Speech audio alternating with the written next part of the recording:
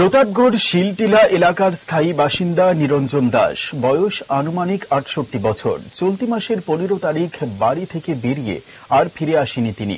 সবখানি খোঁজ চালিয়েও তার কোনো খোঁজ পায়নি তার পরিবারের লোকজন। এ ব্যাপারে মহারাজগঞ্জ বাজার ফাঁড়িতে নিখোঁজ মামলা দায়ের করা হয়েছে।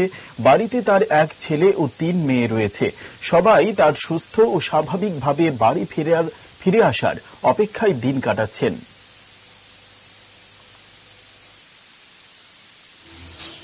আপনার স্বামী কি হয়েছে?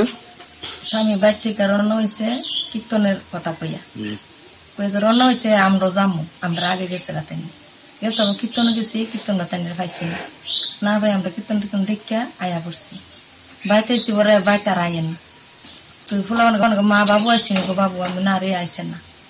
তো আমরা ভাবছি রাসনীলা দেখে আইব, কিন্তু রাসনীলা দেখে আর আইলো না। পরের দিন সকালে ফুলাবান গেছে বিচার তো ইয়া বাপের আর বানা এই দিন তখন বিচার হয়ে যাচ্ছে। কতদিন বাড়িতে আইতেছে না?